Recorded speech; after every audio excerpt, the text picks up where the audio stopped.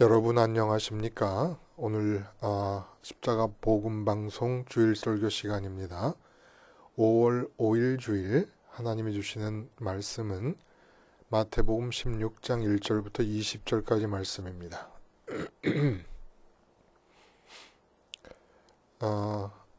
13절부터 20절까지는 그 유명한 가이사랴 빌립보 지경에서 예수님을 향해 행한 그 베드로의 고백이 나오지요. 그리고 교회를 세우시겠다는 약속이 있는 본문. 우리는 주로 이 본문을 뒷부분과 연결지어서 많이 생각을 했어요. 바로 뒷부분에는 예수님께서 드디어 십자가에서 죽고 부활하실 그 복음 사건에 대한 예고를 하기 시작하시고, 그 뒤에 이어서 17장에는 베드로의 변화산 경험이 기록되어 있습니다.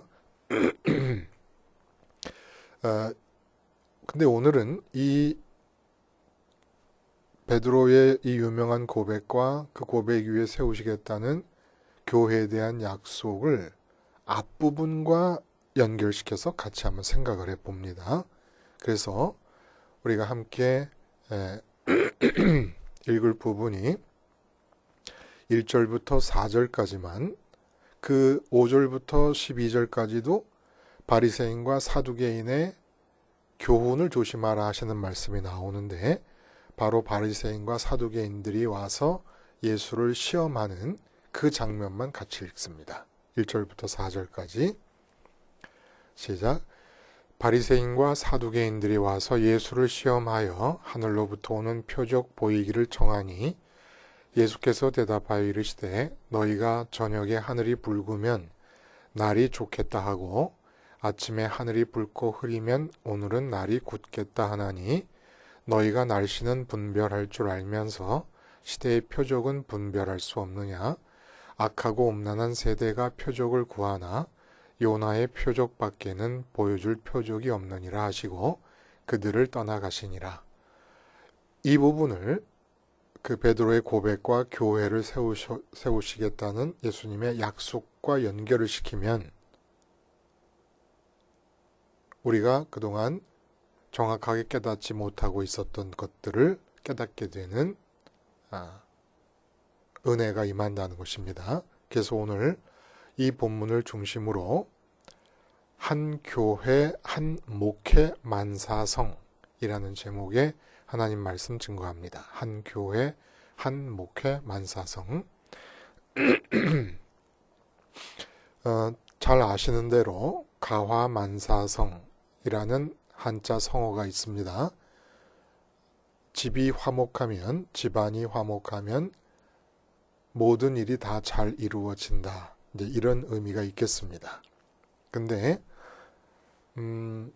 실제로 가화만사성 하기가 결코 쉽지가 않습니다. 가화만사성 해도 과연 모든 일이, 가화만사성이라고 하는 한자 성어를 인정하더라도, 그래서 가화하더라도 과연 모든 일이 다 잘 이루어질 것인가? 이 의문이 생긴다는 거예요. 왜냐하면 바벨탑 사건을 보면 인류 역사상 인간 사회에서 일어난 연합과 일치로서 바벨탑 사건 때처럼 큰 규모의 인간 집단이 그렇게 화목하고 연합하여 일체가 되어 본 적이 없습니다. 근데 그것이 하나님을 향한 작당이었다는 거예요. 하나님을 향한 야합이었다는 것입니다. 그러므로 하나님 모르고 가화하기도 어렵거니와 하나님 모르는 상태에서 가화하는 것은 만사성이 될 이유가 하등에 없다는 것입니다. 이 가화만사성이라고 하는 말 대신에 예수님께서 내 부모요, 내 형제요, 자매가 하늘에 계신 하나님 아버지의 뜻대로 하는 자다라는 말씀을 염두에 두고서라도 어떻게 우린 바꿀 수가 있습니까? 교회 화만사성, 아니면 그냥 교회라는 것 자체가 본질적으로 그 안에 갈등을 품을 필요가 없는 것이기 때문에 본질적인 의미에서 교회를 얘기하자면 그냥 교회 만사성 하면 되는 것이고, 교인 만사성 하면 되는 것입니다. 내가 진정으로 교회에 소속된 교인이라면 그 자체, 그 소속되었다는 사실 자체만으로도 내가 하는 모든 일이 다 잘 되게 돼 있다는 거예요. 그래서 교회라고 하는 것은 이 세상에서 인간에게 허락되어진 소속 중에 최고의 소속감을 주는 단체가 될 수 있습니다. 예를 들면 대한민국의 국회의원, 국회에 모이는 국회의원이 있다. 그러면 야당과 여당이 서로 싸우고 있지만 국회의원이라고 하는 전체에 소속되어 있는 한 사람이 될 때에 면책 특권부터 해가지고 각종 특권을 누릴 수 있지 않습니까? 그리고 또 변호사 협회의 정회원이다. 내가 변호사 협회에 가입된 변호사다. 그리고 각종 학술단체의 정회원이다. 아니면 인류기업, 삼성이라든지 LG라든지 SK 같은 인류기업의 직원이다. 아니면 인류대학의 동문이다. 이런 식으로 인간 사회에 있는 단체나 모임에 소속되기 위해서 우리는 아주 뜨겁게 소원하고 열심히들 노력하면서 온갖 시도를 다 하고 있지 않습니까? 그러나 다 몰라서 그렇다는 거예요. 이 세상에서 좋다고 여겨지고 높다고 여겨지고 모든 사람이 부러워하는 그런 그런 단체에 소속될 필요가 없다는 겁니다. 교회에 소속되면 되는데 교회에 소속되는 것은 자격을 따지지 않는다는 거예요. 조건을 따지지 않는다는 거예요. 근데 이 교회만 소속되면 교회 소속 만사성이 각 개인에게, 교회에 소속된 각 개인에게 이루어진다는 겁니다. 교인이면 만사성 한다는 것이에요. 그러니까 교회에 소속되면 되기 때문에 다른 것 지금 있는 그대로 주어진 그대로 현 상태대로 내버려 두고 문제는 교회에 소속이 되라는 얘기입니다. 근데 하나님의 이름이 망령되게 일컬어지면 안 되지 않습니까? 하나님의 이름이 어떻게 망령되게 일컬어져요? 입으로 하나님의 이름을 부르는데 내 마음에서는 진짜 좋아하는 게 하나님이 아닐 때 망령되게 부르는 거 아닙니까? 근데 하나님의 이름이 망령되게 일컬어지면 반드시 나타나는 게 교회라는 이름도 망령되게 일컬어지고 교인이라는 이름도 망령되게 일컬어진다는 겁니다. 그러니까 교회와 교인에 대한 오해가 속출하게 된다는 거예요. 우선 교회에 소속하기만 하면 됩니다. 교회 소속 만사성이에요. 그래서 오늘 이 베드로의 고백 위에 세워지는 교회에 대한 이야기를 앞부분과 연관지어서 생각을 하자는 거예요. 그동안은 뒤에 있는 십자가 예고와 변화산의 경험까지 이어서 교회를 생각했습니다만은 그래서 우선 현재 우리 교회의 상태를 좀 보면 어떻습니까? 주님의 몸된 교회가 주님의 몸된 교회니까 단지 지체일 뿐이지 하나로 연합되어 있어야 정상 아닙니까? 근데 한번 생각해 보시면 구체적으로 생각해 보자고요. 제가 부목사로 섬기던 영락교회, 큰 교회, 우리가 다 알고 있는, 여러분이 다니는 자그마한 교회는 다른 사람이 모르니까 큰 교회를 한번 손꼽아 보면 영락교회, 세문안교회, 그리고 명성교회, 소망교회, 이제 제가 속했던 통합 측 교단입니다. 그 합동 측의 대표적인 사랑의 교회, 그리고 여의도 순복음교회, 그리고 기독교 장로교의 대표적인 교회는 한신교회. 그리고 뭐 성결교라든지 침례교라든지 각각 교단의 대표적인 교회도 있을 것이고, 그 많은 교단과 교파의 중소교회들, 이건 지금 교인들, 성도님들 출석 숫자 갖고 좀 얘기하는 거예요. 그리고 개척교회, 상가교회, 그리고 시골교회. 그리스도의 몸된 교회라고 하지만 이 영락교회에서부터 꼽아서 대형교회로부터 해가지고 개척교회, 상가교회, 시골교회까지 다 치면 이 교회들 간에는 그 어떤 교회도, 영락교회와 같은 교단에 있는 명성교회, 소망교회 간에도 그 어떤 일치도, 연합도, 어떤 식의 유대감도 존재하지 않습니다. 그저 각자 존재하면서 대형교회로서의 혜택과 특권을 누리거나 아니면 작은 교회들은 살아남으려고 고군분투를 하고 있을 뿐입니다.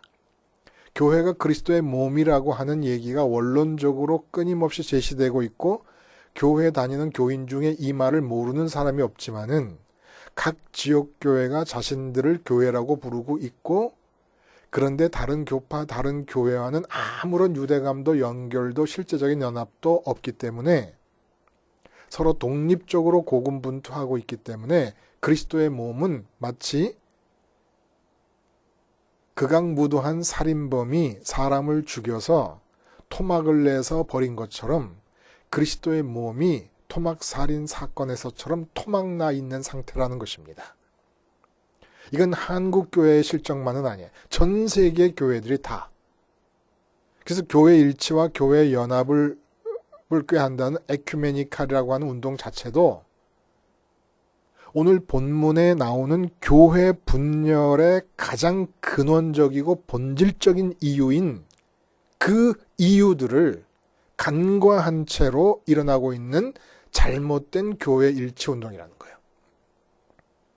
지금 현재 에큐메니칼 운동의 그 상태로는 교회는 일치도 연합도 될 수가 없습니다.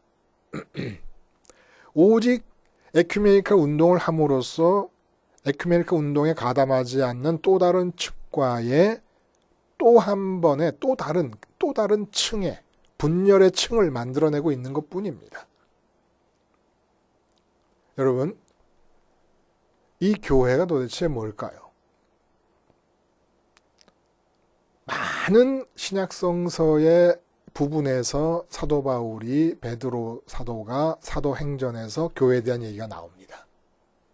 근데 저는 아무리 읽어봐도 그 모든 것이 교회에 대한 유익한 깨달음을 주고 있지만 오늘 우리가 지금 택한 이 본문에서처럼 16장 전체와 17장에까지 이어지는 그 변화산의 경험까지 부분에서처럼 교회를 완벽하고 깔끔하고 명확하게 무엇이다라고 가르쳐 주시는 부분이 달리 없을 것 아닌가라는 생각까지 하게 됩니다. 그러니까 뭐라 그럴까요? 이 16장 처음부터 이렇게 읽어가서 변화산에 이르기까지 이 상황을 보면, 그리고 좀 더 연장할 수도 있어요. 어디까지? 예수님께서 변화산에서 내려오셔서 그 귀신 들린 어떤 아버지의 아들을 고치시고 하시는 일 끝에 다시금 십자가 예고를 하시는 그 부분까지 가면은 뭐라 그럴까요? 아름답다 그럴까요? 이 본문이 완벽하다 그럴까요? 하여간 이 본문을 여러분 사랑하시길 바랍니다. 그래서 우선 오늘은 한 교회 한 목회 만사성이라는 제목이 뜻하는 바대로 왜 한 교회가 못되고 한 목회가 못되냐? 교회가 하나이기 때문에 이 세상에 살고 있는 모든 수십만 수백만의 목사님들이, 목회자들이 사실은 다 한 목회를 하고 있어야 되는 게 정상이라는 거예요. 근데 전부 내 목회를 하고 있습니다. 한 목회를 하는 게 아니라 내 목회를, 하나의 목회를 하고 있는 게 아니라 내 목회를 하고 있어요. 왜냐하면 하나의 교회를 인정하지 않고 있기 때문에.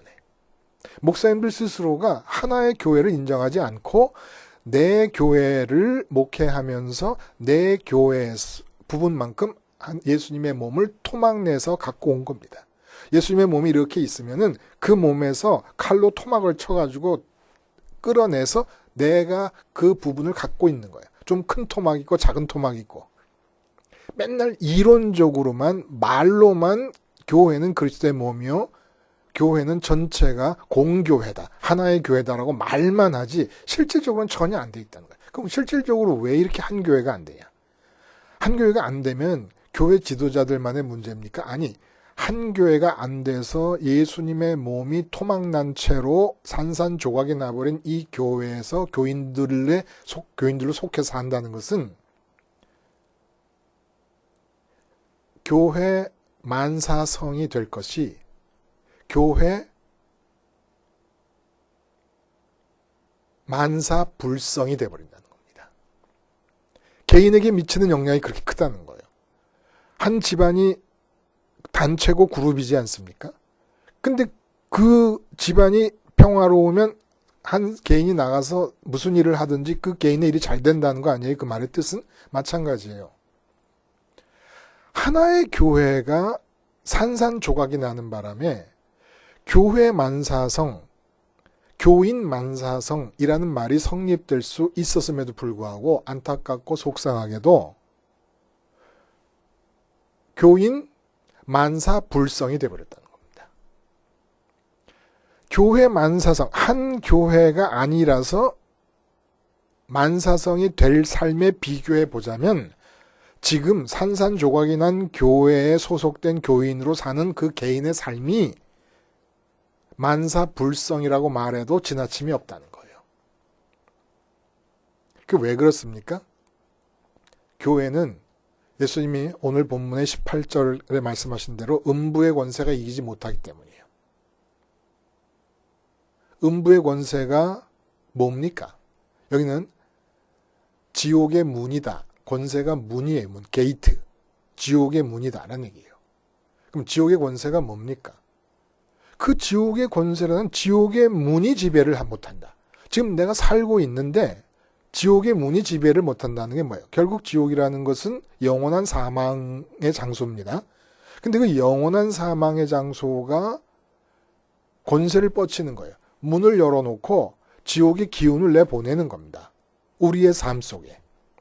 교회 말고는 이 지옥의 문을 뚫고 나오는 지옥의 기운을 피해 살 수가 없다는 거예요. 지옥이 어떤 데입니까? 꺼지지 않는 불로 소금에 데치듯이 고통을 받는 곳이라고 그랬어요. 그 지옥의 불이 나온 결과가 뭡니까? 불만, 불평. 이 불자는 그 불자는 아닙니다만은 불만, 불평, 화병, 억울함, 분노, 두려움, 걱정, 염려, 시기, 질투. 이 지옥이지 뭐예요. 그러면 천국의 권세도 있습니까? 있지요. 천국의 권세를 뭐라고 얘기하십니까? 항상 기뻐하라. 쉬지 말고 기도하라. 범사에 감사하라. 쉬지 말고 기도하라는 것은 어떤 의미라고요? 내 눈앞에 보이고 내 귀에 들리고 손으로 만질 수 있는 것 어느 것보다도 보이지도 않고 만져지지도 않고 들리지도 않는 그 하나님이 제일 크게 마음에 보여서 내 마음의 첫 번째 관심사가 되는 바람에 자나깨나 하나님 얘기만 하고 하나님과만 대화하고 싶어 하는 것, 이게 쉬지 않고 기도하는 것입니다. 그리고 범사에 감사하는 것. 벌써 천국의 게이트를 통해서 천국 기인이 흘러나올 경우에 내게 주어지는 삶의 모습이에요. 항상 기뻐하고 쉬지 않고 기도. 하나님이 제일 크게 보여서 쉬지 않고 하나님과 대화하고 범사에 감사하는 것. 이걸 세 글자로 뭐라 그래요? 만사성이다. 범사에 감사하고 항상 기뻐하고 쉬지 않고 하나님이 제일 크게 보여. 이것이 만사성이 아니고 뭡니까? 근데 이 만사성이 지금 왜 막히고 있느냐? 교회가 산산조각이 나버렸어요. 교회가. 살인범이 죽인 시체를 토막내듯이 그리스도의 몸인 교회가 각 목사님들과 각 예배당에 속한 교인들이라는 사람들이 내 교회를 주장함으로써 예수님의 몸을 토막내가지고 일정 부분을 자기 것이라고 주장하고 있는 바람에 예수님의 몸이 산산조각 났고 그러는 바람에 음부의 권세가 이기지 못하고 천국의 권세가 지배해야 될 그 교인들 개인의 삶이 다 음부의 권세 아래 놓이게 됐다는 겁니다. 항상 기뻐해요? 물 건너갔어요. 교인들의 삶에서. 쉬지 않고 기도해요? 물 건너갔어요. 쉬지 않고 하는 기도도 하나님이 제일 크게 보여서 하나님하고만 대화를 하는 그런 기도가 아니라 돈이 제일 크게 보여서 하나님의 이름을 부르는 기도, 건강이 제일 크게 보여서 하나님의 이름을 부르는 기도, 자녀의 형통이 제일 크게 보여서 하나님의 이름을 부르는 기도. 이건 기도가 아니에요. 주문이고 하나님의 이름을 더럽히는 것이고 하나님의 이름을 망령되이 일컫는 것이고 하나님을 우상처럼 부리는 것이죠. 왜 그래요? 교회가 깨져버렸어요. 교회가. 그래서 목사님들도 맨 목회자 세미나 가서 모이면 하는 얘기가 뭡니까? 어떻게 내 목회를 부흥시킬 것인가? 내 목회가 어디 있어요? 저도 그런 정신없는 짓을 했던 목사 중에 한 사람입니다. 한 목회가 있는 거예요. 내 목회는 없어요. 한 교회가 있는 것이지 내 교회는 없어요. 한 교회를 목회하기 때문에 한 목회가 있을 뿐인 것입니다. 아직도 우리가 내 목회 얘기하는 것은 교인들도 마찬가지예요. 내 교회. 내 교회가 어디 있어요? 한 교회지. 한 교회 안에 나는 갈라디아에 사는 사람이고 에베소에 사는 사람이고 고린도에 사는 사람이고 나는 서울에 사는 사람이고 나는 뉴욕에 살고 로스앤젤레스에 사는 사람인 것이지, 그런 의미에서 갈라디아 교회다, 에베소 교회다, 고린도 교회다 말씀하신 것이지요. 내 교회가 없어요. 한 교회 안에 고린도 지역 사람이다. 한 교회 안에 서울 지역 사람이다. 사도 바울이 무슨 교회라고 하는 그 의미가 바로 그렇다는 겁니다. 근데 우리처럼 오해할 여지가 없는 상황이기 때문에 마음 편하게 고린도 교회, 갈라디아 교회, 에베소 교회 얘기하신 것이죠. 사도 바울 자신이 얘기한 건데요. 그리스도의 몸이라고 한 것이. 자, 그러면 교회라는 게 부름받은 사람 아닙니까? 그 부름받은 사람들의 모임이 왜 이 지경이 되어버렸는가? 교회 만사성이 물 건너간 이유, 예수님의 몸인 교회가 산산조각이 난 이유, 그거 오늘 얘기를 해보자는 거예요. 바리새인과 사두개인들이 와서 예수를 시험합니다. 하늘로부터 오는 표적을 좀 보여줘라. 네가 하나님의 아들이라고 그러고 또 하나님의 일을 한다고 그러고 그러는데 과연 하늘에서 너를 보낸 자라면 그러면 하늘로부터 왔다는 그 증거를 한번 보이는데 하늘로부터 일어날 수 있는 일, 그런 어떤 일을 보여줌으로써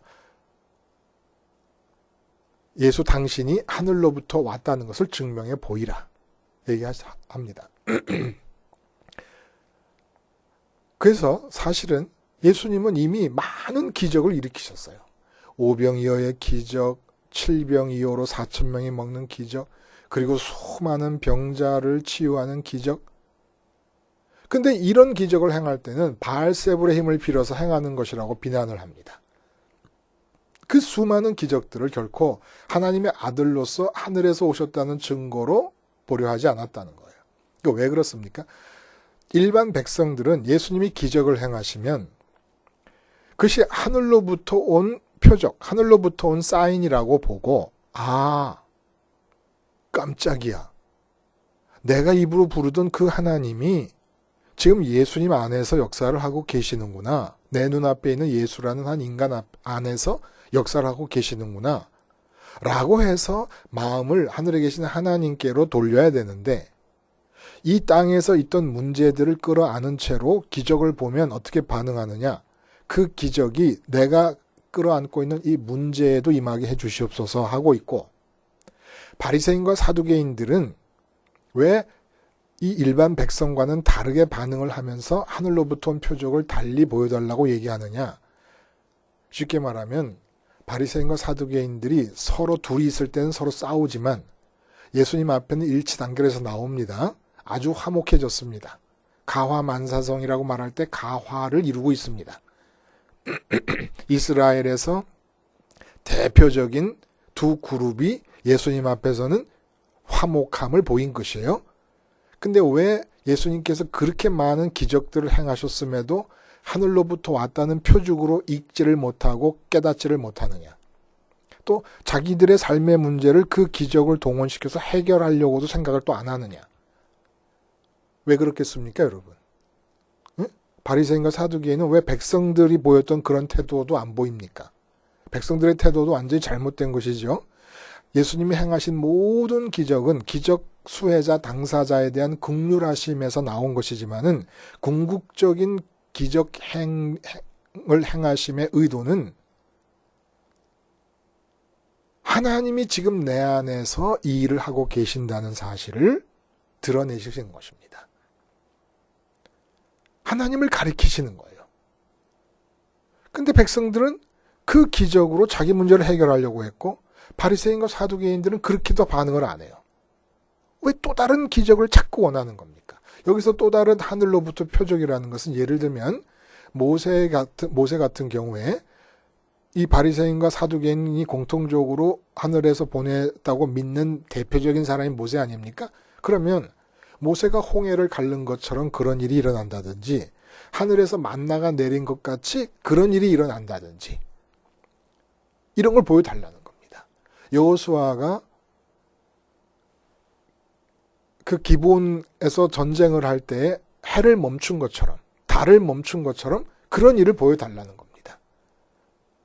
충분히 기적을 행하셨는데 바알세불을 지펴서 기적을 행한다고 비난하면서 안 받아들인 이유는 이 두 그룹 모두가 다 장사꾼이었기 때문에 그래요. 어떤 장사꾼? 하늘 장사꾼이었기 때문에. 하나님 장사꾼이고 하늘 장사꾼이었기 때문에. 그래서 하늘 장사를 해먹고 사는데 하늘을 독점 판매권을 양분해가지고 바리새인과 사두개인들이 하늘 판매권을 양분해서 팔아먹고 있었는데 자기들은 그렇게 가르칠 수도 없고 그렇게 행할 수도 없는 가르침과 기적들을 예수님께서 행하시니까 자기 입장이 곤란해진다는 거예요. 입장이. 기득권을 유지해 갈 수가 없겠어요. 백성들 앞에서. 백성들에게 하늘 팔아먹던 자들이거든요. 근데 하늘 팔아먹는데 문제가 생겨버린 것입니다. 그러니까 백성들이 보는 앞에서 모세의 경우 홍해가 갈라지고 만나가 내린 것 같은 그런 진짜 하늘로부터 네가 왔다는 증명을 대라. 이런 증명을 대지 못하면 너는 바알세불의 힘을 빌어서 기적을 행한 것과 구분이 안 가는 것이기 때문에 백성들이요 이 사람을 무조건 추종하고 따를 것이 아니다. 이렇게 얘기를 하는 겁니다. 지금. 여러분 이 대답에 대해서 이 질문과 이 시험하기 위해 던진 질문에 대해서 예수님께서 하신 대답이 언뜻 이해가 안 가요. 왜 예수님께서는 당신 스스로가 하나님을 드러내시기 위해서 하늘로부터 오신 분으로서 하늘에서 당신을 보내신 하나님 아버지를 드러내시기 위해서 그 많은 기적을 행하셨으면서도 왜 이 악하고 음란한 세대가 표적을 구하나 표적이라는 건 사인이라는 거예요. 기적인데 기적이 하늘을 가리키는 하늘을 표시하는 하늘에 대한 표지판 역할을 할 때 그 기적을 표적이라고 얘기를 하는 겁니다.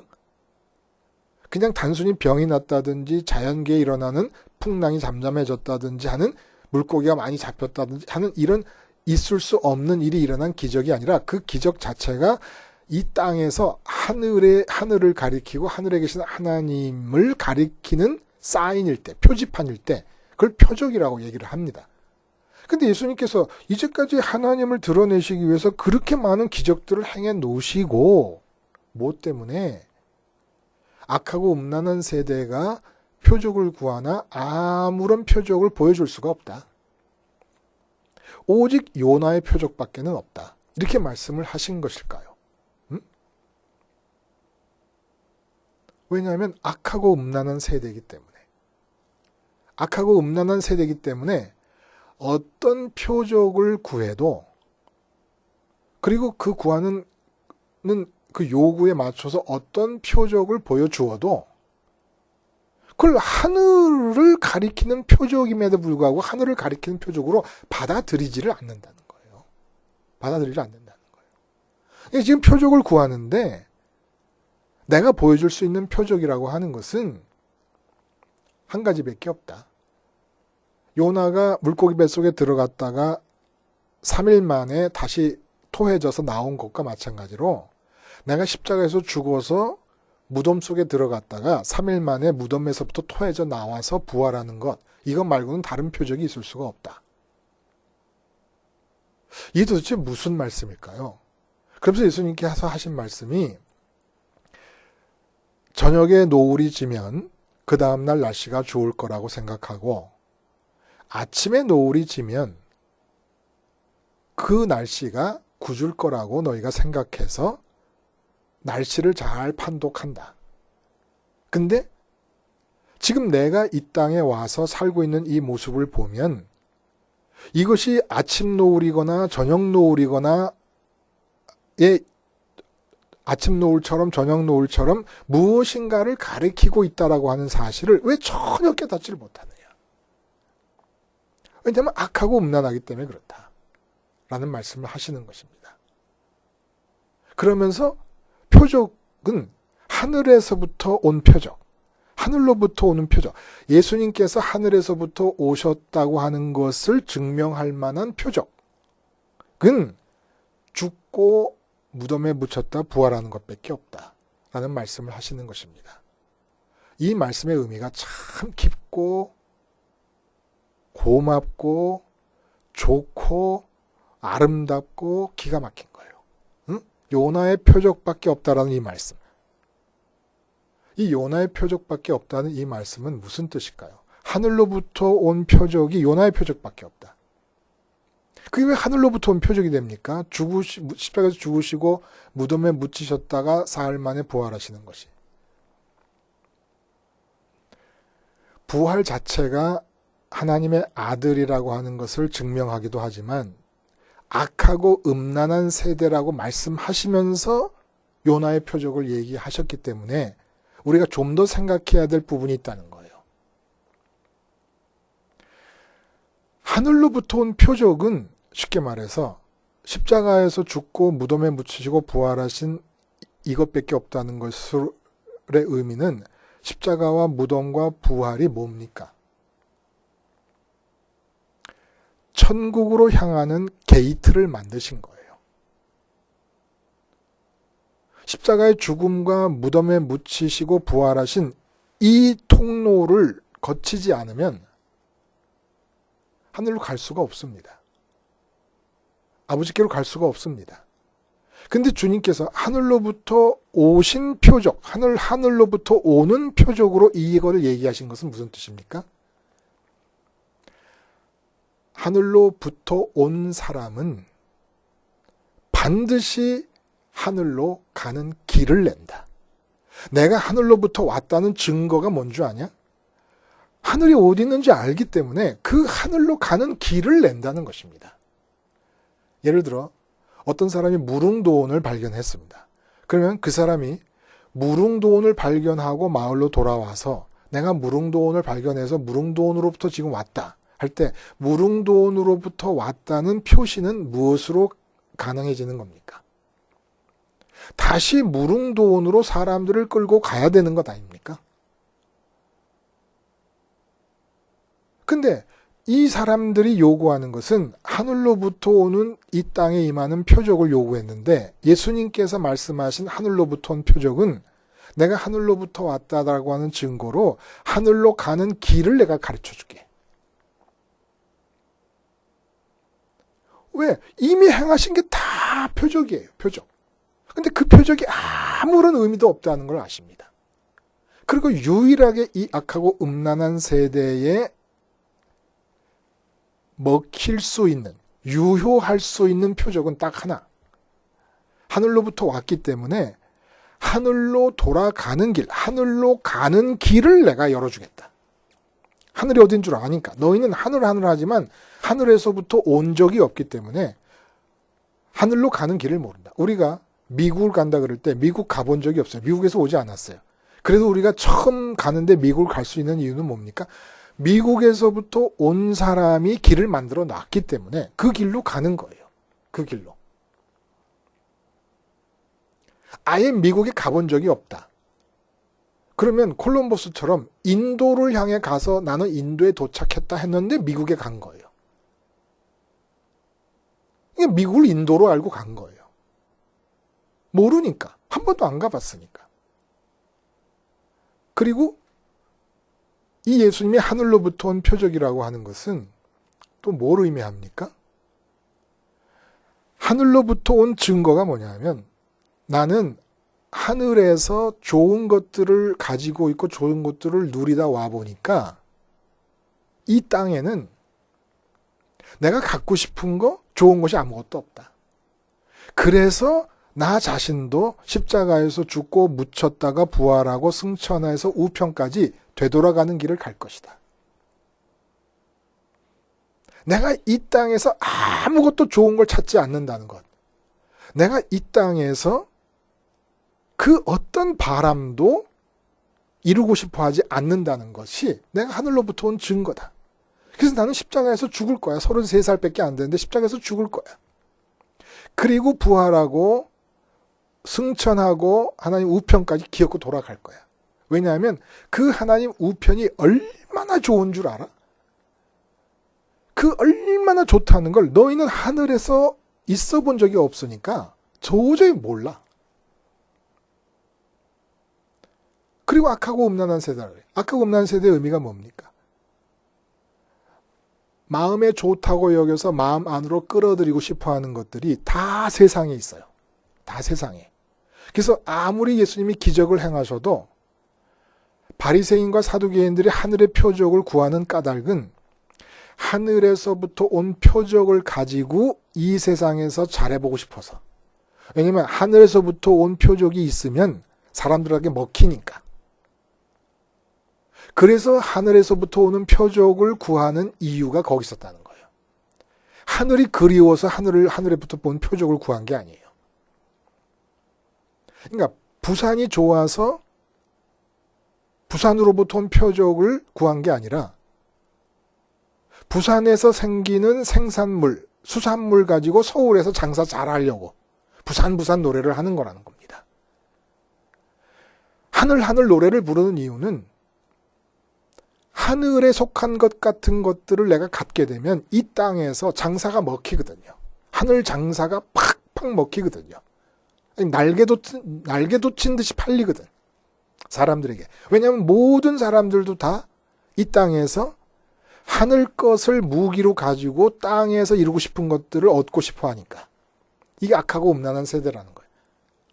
근데 이 악하고 음란한 세대에 그리스도로서 오셔서 보일 수 있는 표적은 정말 그들에게 먹힐 수 있는, 그 악하고 음란한 세대에 살고 있는 사람들 중에서라도 일부라도 소수라도 부분이라도 이 표적이 먹힐 수 있는 유일한 표적은 내게 마음을 줌으로써 십자가에서 죽고 무덤에 묻혔다 부활하고 승천하고 우편까지 이르는 마음 택배원으로 움직여 갈 내게 마음을 줌으로써 마음이 하늘로 가는 자들. 그래서 예수님께서 하늘로부터 온 표적을 이렇게 요나의 표적밖에 없다고 얘기를 하시는 거예요. 뭐다? 하늘로부터 왔으니까 하늘 가는 길을 내가 안다. 그래서 십자가와 무덤과 부활과 승천과 우편, 이 길 말고는 하늘로 가는 길이 없다. 이 길을 따라오지 않으면 하늘로 갈 수도 없고 이 길이 아닌 길을 얘기한 모든 하늘과 진리에 대한 얘기들은 다 거짓말이다. 왜냐하면 거기 있어 본 적이 없었기 때문에. 있어 본 적이 없는 사람들이 와서 하는 진리에 대한 얘기고 하늘에 대한 얘기이기 때문에. 그리고 하늘로부터 온 증거는 내가 이 땅에선 머리 둘 것 없이 산다. 여우도 굴이 있는데 나는 머리 둘 것 없이 산다.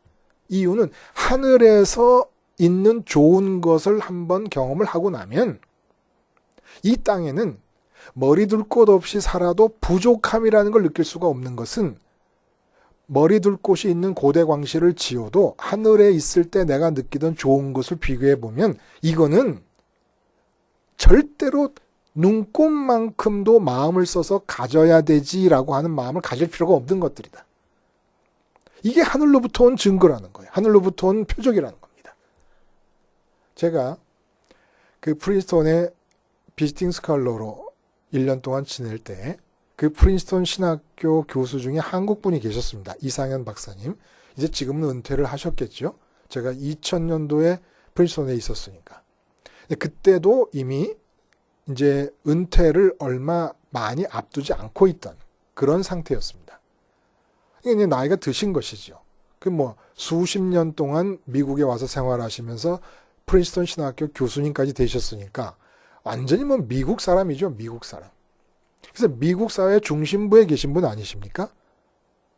근데 그분과 대화하는 중에 이런 말씀을 하시는 거예요. 물어봤어요. 이제 사람들이. 교수님 그 강의하시고 그러면은 한국 음식을 잘 못 드시고 그러시겠습니까? 이렇게 이제 여쭤봤어요. 그랬더니 그 이상현 박사님께서 하시는 말씀이 요새는 강의가 있는 날도 막 마늘 같은 거 왁왁 씹어먹고 가. 그러시는 거예요. 깜짝 놀랐죠. 왜냐하면 또 저는 미국뿐 아니라 독일에서도 있었는데 독일 사람들은 미국은 온갖 민족이 다 섞여 있으니까 덜해요. 근데 독일에 가면은 한 20m 밖까지 마늘 냄새가 납니다. 그렇게 큰 홀이 있으면 그 홀은 20m 밖에서도 마늘 냄새가 나는 거예요. 그래서 깜짝 놀라서 그래도 되겠습니까? 근데 뭐 되나 안 되나 응? 어떻게 한국 음식이 맛있는 걸 어떻게? 한국으로부터 온 증거가 뭐냐? 한국에 있을 때 좋은 것들에 대한 경험이 있는데 그리워지기 시작합니다. 그리워지기 시작해요. 근데 한국에 있지 않았고 그냥 미국에서 태어났는데 엄마 아버지가 미국에서 이혼을 하는 바람에 뭐 이런 일은 없겠습니다만은 기관에서 키워졌거나 아니면 우리나라에서 갓난아기로 태어났는데 입양이 돼서 외국으로 간 우리 2세, 3세들. 한국 음식을 먹어본 적이 없어요. 그리워하지도 않아요. 한국 음식 먹어보라 그러면 그 조금 먹으면 매워 그러고. 하늘로부터 온 표적이 뭐냐는 거예요. 하늘에 있는 게 너무 좋아서 예수님은 당신에게 맡겨진 일을 하는 것 말고는 이 땅에서 이루고 싶은 게 아무것도 없었다는 거예요. 근데 바로 그분을 주님으로 고백합니다. 그래서 우리가 읽지 않은 오늘 본문 중에 베드로의 고백이 나오잖아요. 주는 그리스도요 살아계신 하나님의 아들이십니다. 그리스도가 뭐예요? 그리스도가. 그리스도라는 말은 마음 택배원이다라는 뜻입니다. 마음 택배원. 내 마음을 드려야 되는 것이에요. 그래서 사실 엄밀하게 말하면 내 마음을 주는 모든 대상이 그리스도적 기능을 갖고 있습니다. 근데 그리스도는 아닌 것은 나 한 사람의 마음만을 받고 있기 때문에. 근데 예수님이 그리스도인 것은 나도 마음을 드릴 뿐만 아니라 옆집의 박서방도 마음을 드려야 되고 앞집의 김서방도 마음을 드려야 되고 백인들도 마음을 드리고 흑인들도 마음을 드리고 저기 캄보디아나 동남아시아에서도 마음을 드려야 되고 아프리카에서도 마음을 드려야 되는 분이니까 그리스도라고 하는 거예요. 내가 지금 애인에게 마음을 준다. 그러면 애인이 그리스도적 기능을 담당하고 있는 겁니다. 내가 지금 돈에 마음을 준다. 그러면 돈이 그리스도적 기능을 담당해서 구원이 어디예요? 돈 많이 번 상태로 이끌어가는 것. 돈 많이 번 상태가 구원인 거죠. 애인에게 마음을 두면 애인이 내게 그리스도적 기능을 담당하면서 어디로 끌고 갑니까? 결혼으로 끌고 갑니다. 결혼이 구원이 되지요. 근데 그리스도적 기능을 담당하지 그리스도라고는 안 하는 것은 나 한 사람의 마음을 두는 것이니까. 근데 예수를 믿는다는 건 뭐예요? 예수님을 그리스도로 고백하는 것입니다. 애인이 있어도 마음을 애인에게 주면 애인을 그리스도로 고백하는 것이 되기 때문에 예수님께 마음을 드립니다. 돈 문제가 커도 돈 문제에 마음을 주면 돈이 그리스도적 기능을 담당하게 되기 때문에 예수님께 마음을 둡니다. 건강에 문제가 있어도 건강에 마음을 두면 건강이 그리스도적 기능을 담당하는 대상이 되기 때문에 내 마음을 예수님께 둡니다. 예수님이 그리스도라는 것은 어떤 문제가 생기고 어떤 상황이 있고 누구와 함께 있더라도 마음은 예수님께 두어야 되기 때문에 예수님을 그리스도라고 하는 것이에요. 그럼 그렇게 마음을 드리면 예수님이 마음 택배원이 되십니다. 내 마음을 가지고 어디로 가십니까? 십자가에서 죽으시고 무덤에 묻히시고 부활하셔서 세상을 빠져나가십니다. 왜 빠져나가십니까?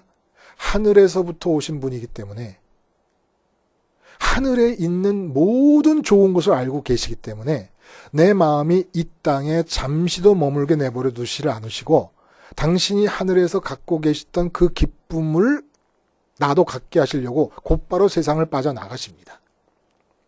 세상을 빠져나가시면서 어디까지 갑니까? 마지막 내 마음을 택배원이 되셔서 주님께서 마음을 갖다 배달하시는 장소가 어디입니까? 하나님 우편 자리까지 가는 거예요.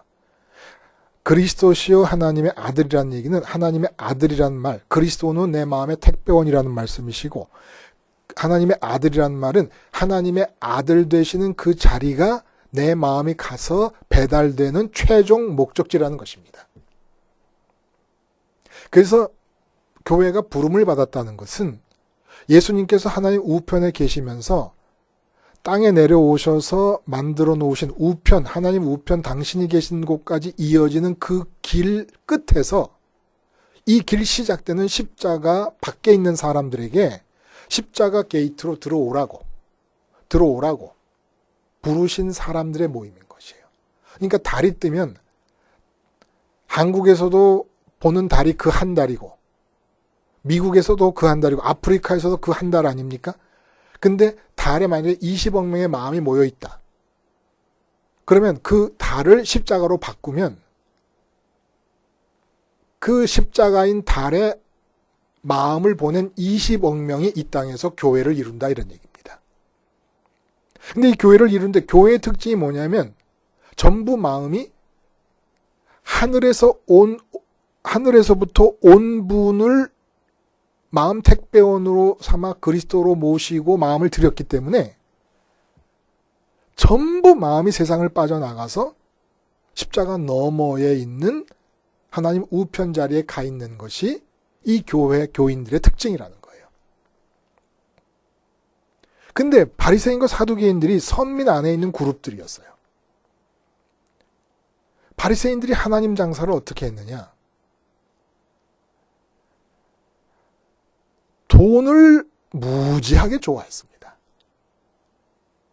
근데 이 돈을 많이 벌고 살려면 이 세상 창조주요 주관자이신 하나님의 마음에 들어야 되는데, 하나님 마음에 드는 길이 어디 있냐? 율법을 잘 지키면 되더라. 하나님이 창조주이신 것도 믿습니다. 하나님이 주관하시는 것도 믿습니다. 생사화복을 주관하시는 걸 믿고, 그리고 그렇게 주관하시는 분에게 돈을 많이 받으려면 율법을 지키는 것이 좋다. 그걸 율법주의라고 해요. 율법이 은혜인 경우는 내 마음이 하늘로 올라가서 예수님과 하나님이 하나이듯이 예수님의 자리에서 하나님 아버지를 하나로 받아들여서 하나가 되면, 하나님 아버지를 받아들여 하나가 되면 이 땅에서 열매로 나타나는 게 율법이에요. 근데 바리새인들은 이 땅에서 돈을 얻기 위해서, 부자 되기 위해서 율법을 수단화합니다. 이걸 율법주의라고 얘기해요. 그럼 사두개인들은 어떤 사람들입니까? 사두개인들은 바리새인이 돈에 특별히 마음을 둔 거에 비해서 권력의 마음을 특별히 둔 사람들입니다. 로마 시대, 로마의 식민지 하에서도 유대 사회 내에서의 자기들의 기득권, 유대 사회 내에서의 상충부, 그래서 사내들인 공의 대제사장 자리 다 이들이 차지하고 있었어요. 바리새인도 사내들인 공의 회원이었지만 대부분 사두개인들이 더 많았습니다. 그래서 로마와 타협을 합니다. 로마와 타협을 해서라도 이 기득권을 유지해 나가는 것이에요. 아무리 백성이 착취가 되고 백성이 무슨 곤란을 당해도 자기들은 기득권을 유지해요. 왜냐? 이 기득권이 하나님이 주신 자기들만의 특권이라고 믿기 때문에 우리의 본분은 무엇이냐? 하나님이 주신 이 특권, 이 기득권을 어떤 수단을 써서라도, 어떤 정치적 타협을 통해서라도 유지해 나가는 것이 올바른 것이라고 믿고 있었다는 겁니다. 그래서 결국 이 사두개인과 바리새인들이 날마다 모여서 싸웠지만 예수님을 바라보니까 극명하게 갈라지는 거예요. 예수님은 하늘로부터 오신 분으로서 이 땅에서 갖고 싶은 거, 먹고 싶은 거, 취하고 싶은 거, 누리고 싶은 게 아무것도 없었습니다. 하늘에 있는 게 너무 좋으니까. 그게 하늘로부터 온 증거예요. 그래서 택배원으로 내게 마음을 줘라, 내게 마음을 줘라 하시느라고 기적도 행하셨어요. 근데 그 많은 기적을 행하면서도 바리새인과 사두개인들이 볼 때 이상한 거예요. 한 푼의 돈도 취하지 않고 한 조각의 권력도 취할 생각을 안 하는 겁니다. 여기서 예수님은 대적이 되는 거예요. 하나님의 이름을 부르는데 그 하나님의 이름을 가지고 장사할 생각을 안 하는 겁니다. 하나님의 이름을 불러서 돈을 많이 벌고 사람을 많이 모으고 권력을 계속 유지해 나가는데 쓰질 않는 거예요. 그러니까 저것은 적이다 라고 보는 것입니다. 그리고 이것이 바로 뭐예요? 그 다음에 보면은 바리새인과 사두개인의 교훈을 조심하라는 말씀을 하십니다. 바리새인과 사두개인의 교훈이 뭐예요? 하늘로부터 오신 예수님께서 하늘로 가는 길을 만드셨고 하늘로 가기에 급급하셨던 것은 이 땅에는 하늘에서 경험하셨던 좋은 것이 없기 때문에 한국 음식을 먹고 자란 사람이 이민 가서 나이가 들수록 한국에 있는 음식만 생각나는 것처럼 미국의 햄버거다, 스테이크다, 무슨 피자다, 뭐 파스타다, 샐러드다. 왜 샐러드를 먹냐는 거예요. 김치를 먹지. 응? 뭐 때문에 스테이크를 먹냐는 거예요. 불고기 먹고 곰탕 먹지. 뭐 때문에 파스타를 먹냐는 거예요. 잔치국수 먹고 칼국수 먹고 냉면 먹고 막국수 먹지. 응? 그 파스타 그게 음식이냐. 그 회냉면. 와, 응? 예수님 뭐 때문에 이 땅에서 내가 파스타 먹고 있냐. 응? 하늘에 냉면이 있는데 뭐 때문에 이 땅에서 내가 스테이크 먹고 있겠냐. 하늘에 불고기가 있고 설렁탕이 있고 수육이 있는데 샐러드? 김치 놔도 샐러드 먹게 생겼어? 이게 하늘로부터 온 증거라는 겁니다. 이 증거를 믿는다면 교회는 어떤 사람이냐? 에이, 나도 예수님이 그렇게 하늘께 좋다고 하셔서 미련 없이 떠나신 거 그것을 믿고 마음 택배원이신 예수님께 내 마음 드려버린다. 그래서 십자가에서 이제 세상에 대해서 난 죽는다. 근데 교회 안에 사두개인과 바리새인의 교훈들을 갖고 들어온다는 거예요. 사두개인과 바리새인의 교훈이 뭡니까? 바리새인 같은 경우는 하늘도 믿고 천사도 믿고 부활도 믿고 다 믿어요. 사두개인들은 이런 건 안 믿어요. 완전히 이 땅에 폐쇄돼 버린 사람들입니다. 사고 자체가. 하늘에 계신 하나님의 허락하신 은총과 특권은 이 땅에서 어떻게든지 기득권을 유지하는 것이다. 사두개인들 생각이었어요. 둘 다 하나님의 이름을 얘기합니다. 근데 그 하나님의 이름을 왜 얘기하느냐? 이 땅의 것들을 확보하기 위해 하나님의 이름을 얘기합니다. 왜 루터가 칼빈이 종교개혁을 이렇게 갈라져 나왔습니까? 갈라진 첫 번째를 보세요. 카톨릭 교회가 완전히 땅에 먹혀버렸습니다. 사두개인, 바리새인 저리 가라 할 정도로 돈 밝히고 건축 밝히고 권력 밝히고 교황이 왕과 세속의 왕들과 끊임없이 권력 싸움을 합니다. 이 사두개인적이고 바리새인적인 요소가 다 들어갔는데 그 입으로 복음을 얘기한 겁니다. 교회가 갈라집니다. 자꾸 갈라집니다. 저는 아주 엄밀하게 말해서 루터와 칼빈이 갈라진 것도 땅에 대한 집착이 있었기 때문이라고 보는 거예요. 루터가 왜 농민 반란을 그렇게 무참하게 다 죽여버립니까? 농민들을. 어떻게 땅에 대한 미련이 있기 때문이라는 거예요. 그냥 루터는 제가 볼 때는 그런 식의 종교개혁보다는 그렇게 외치다가 문제가 된 상태에서 아우스부르크 회의에서 종교회의에서 잡혀 죽었어도 난 된다고 보는 거예요. 그 누굽니까? 성주, 왕의 보호 아래서 성에서 뭐 이런 일 저런 일도 하고 그러잖아요. 사람, 그 아브라함 자손을 돌멩이로도 만드시고 하나님의 일을 위해서 막대기를 세우실 수도 있습니다. 모세가 지팡이를 든 것은 모세가 인격자이지만 막대기에 불과한 존재다라는 의미가 있는 것이에요. 막대기를 통해서도 하나님이 역사하실 수가 있습니다. 그냥 우리는 죽으면 되는 거예요. 싸우면 안 돼요. 싸운다는 것은 뭔가 이 땅에서 이루고 싶은 게 있다는 것이에요. 내 영역을 유지하고 보존하겠다는 그런 마음이 있기 때문에 그런 것입니다. 내가 하늘을 얘기하다. 대적들을 만나서 죽게 됐어요. 그러면 사람들이 와서 우리가 싸우자 그래요. 그런 일도 없겠습니다만 저 같은 사람을 뭐 대적할 필요나 있겠습니까?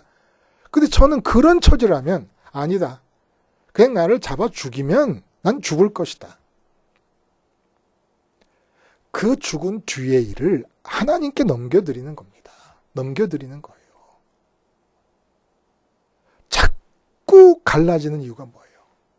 맨 처음엔 루터파 하나 있다가 칼빈 바로 갈라지고 그 다음에 뭐 쯔빙글리가 또 갈라지고 영국은 영국대로 갈라지고 자꾸 갈라져요. 지금도 한 예배당 안에서도 갈라져요. 갈라지는 이유가 뭐게요? 하늘로부터 온 분의 표적을 받아들이질 않는 거예요. 이 땅에서는 눈꽃만큼도 기쁨과 만족과 행복의 이유도 조건도 없다는 사실. 하늘에서부터 온 분은 알고 계셨습니다. 그래서 당신이 아무것도 땅의 걸 갖지 않으시다가 잡아 죽이는 대로 잡혀 죽으시고 분명히 말씀하잖아요. 베드로에게. 12형 더 되는 천군과 천사를 끌어다가 내가 이들을 무찌르지 못할 것 같으냐? 응? 왜 루터가 군주들의 힘을 빌어서 농민을 죽이느냐는 거예요. 뭐 때문에 군주의 보호 아래 들어가느냐는 겁니다. 그냥 잡혀 죽으면 돼요. 그 다음은 하나님이 알아서 살아계신 하나님이 알아서 하시는 겁니다. 그때부터 추종자가 생기고 영역이 생긴 거예요. 영역이 생긴 겁니다. 그 추종자들 그 영역 없어도 개혁은 일어날 수 있어요. 하나님이 하시니까. 돌들로도 아브라함의 자손을 만들고 막대기로도 주의 종들을 만드실 수 있으니까. 모세는 막대기였어요. 지팡이였어요.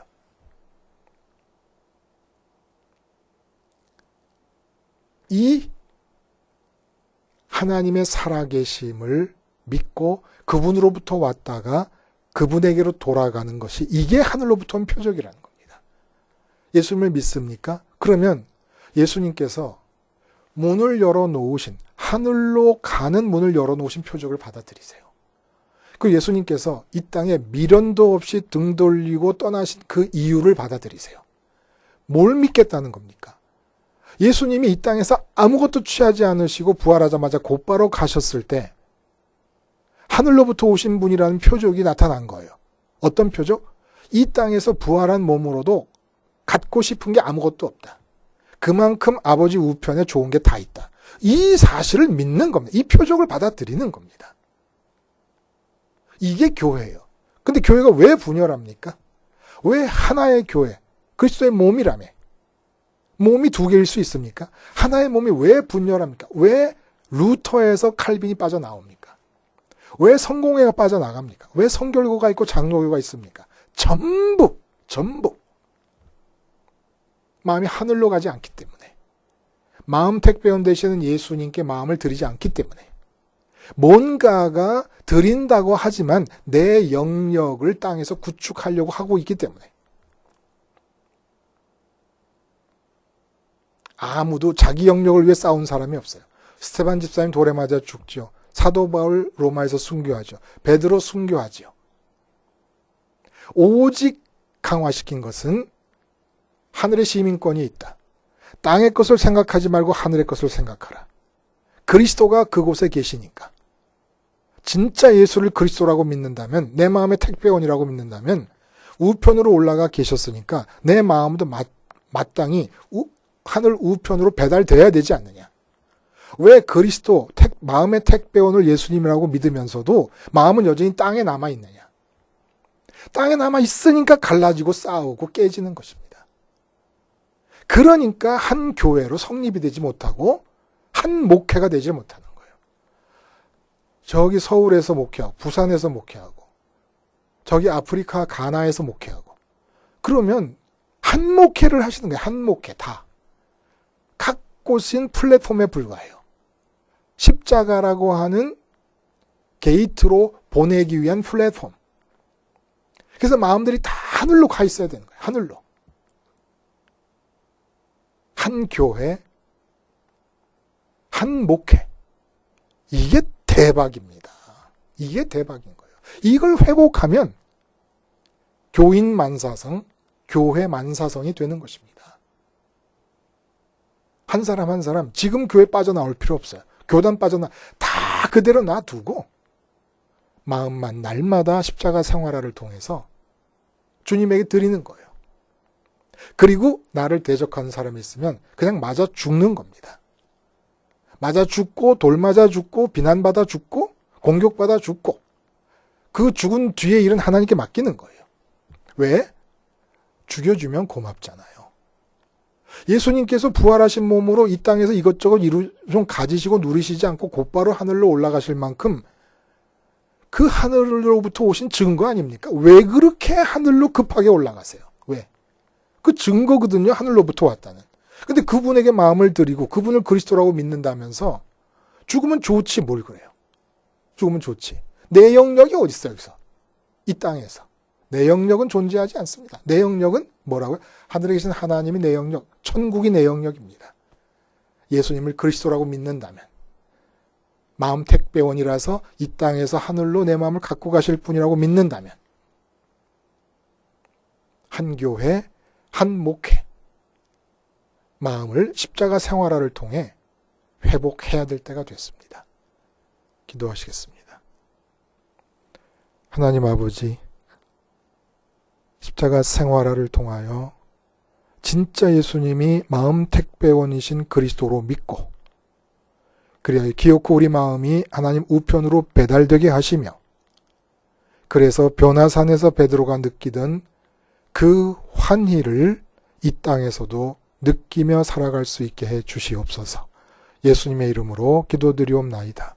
아멘.